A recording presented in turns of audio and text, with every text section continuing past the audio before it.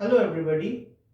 You all know that our nation India is approaching from developing country to a developed country in a very fast pace. So,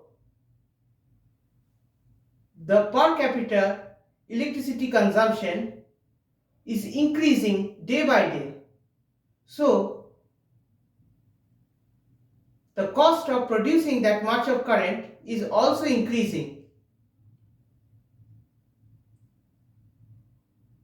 As a result, the one who are consuming electricity are facing financial burden as the cost per capita current consumption increases. If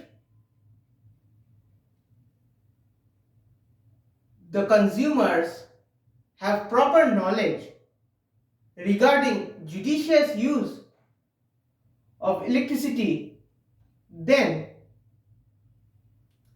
they can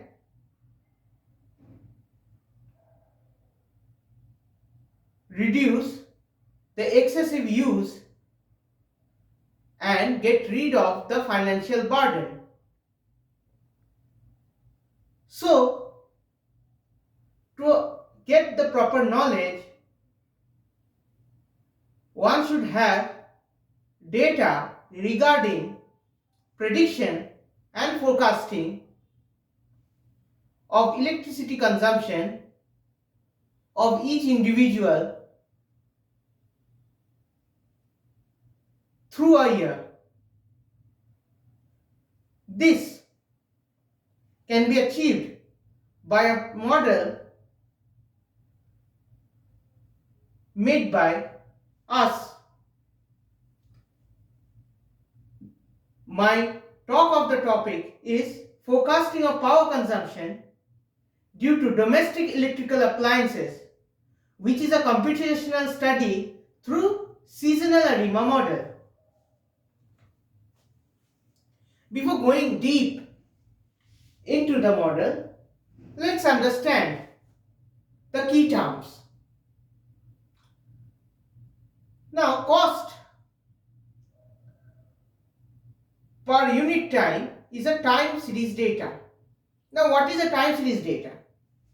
Time series data is a data set containing observation on a single phenomena over a time period. Mathematically, it can be represented y is equal to ft. Now, this time series data has three components: trend, seasonality, and randomness. A time series data can be decomposed into two types: additive decomposition, that is yt is equal to trend t plus seasonality t plus randomness t. Here, the subscript t refers that trend is a function of time, seasonality is a function of time, and randomness is also a function of time. Whereas, in multiplicative decomposition, the plus operator is replaced by multiplication operator.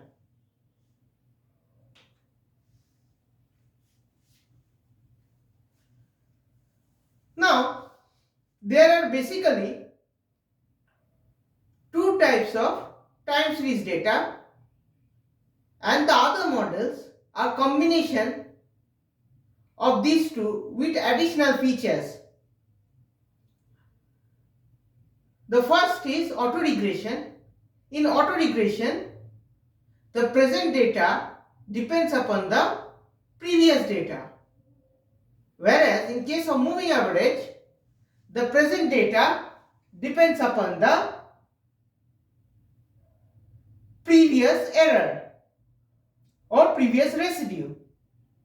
If we combine this auto-regression and moving average model, then we obtain ARIMA model, where P is used to represent auto-regression and Q is used to represent moving average.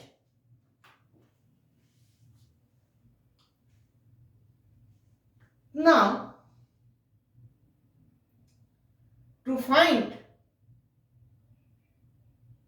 integrity within the ARIMA model, we use a quantity called stationarity.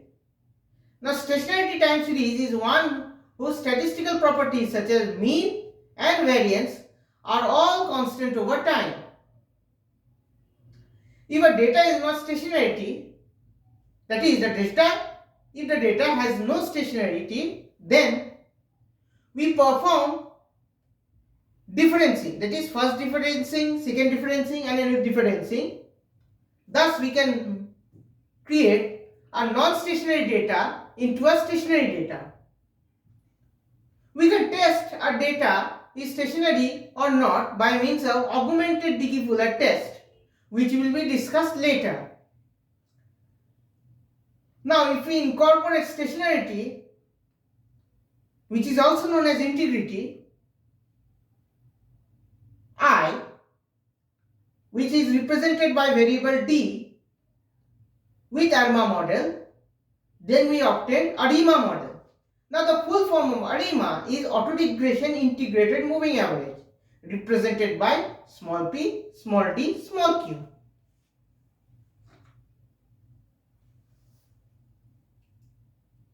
ARIMA model is not sufficient because we should also include the presence of variation that occur at specific regular interval, which may be less than a year, weekly, monthly or quarterly. This phenomenon is called seasonality. Seasonality is determined by capital P, capital D, capital Q and capital S. When we combine seasonality with ARIMA, we obtain SARIMA model. Now, SARIMA model lacks the exogenous variable.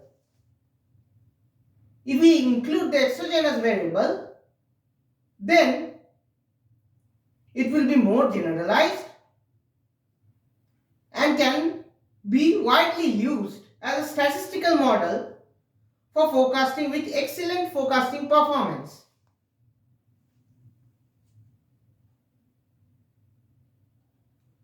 Now, to get the best SARIMA, we use Akaike information criteria, and this type of calculation is done by using the SARIMAX of the Python language, SARIMAX function. This is the data exploratory analysis. I have collected the data from the WBACDCL website. This is the data used for the model. This is the actual data set. This is the additive decomposition. This is the ADF testing and the AIC criteria. Now, in case of ADF testing, if the data is stationary, then the p-value must be less than 0.05, which it is, as the p-value is 0.0029. Therefore, it's stationary. Now, by means of AIC criteria, we have find out the minimum value of AIC and the best variable value of PDQ and capital P, capital D, capital Q and capital S. This is the standardized residual for B. This is the histogram. This is coriogram. And this is the study of the variation. Now, here comes the actual data we want to obtain. This is a one-step ahead forecast, where blue lines represent the actual data, which is the bales, and the orange line represents the one step ahead forecast. In the second graph, we see that the blue lines are the actual data and the future prediction is the orange line. This is the accuracy testing by the training model. Now we have calculated error. We generally calculate mainly two types of error, that is mean absolute percentage error MAPE and mean percentage error.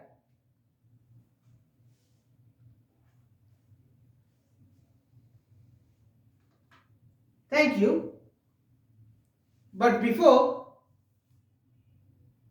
you quit me, I want to tell that if the consumer community uses this model,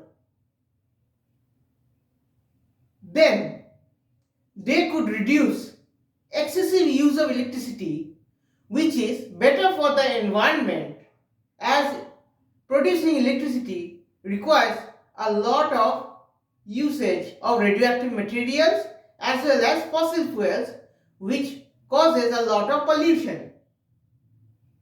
So it reduces the chances of harm as well as it reduces the financial burden on the society who are using electricity in their day-to-day life. So I hope my model may be for the betterment of the society. Thanking you.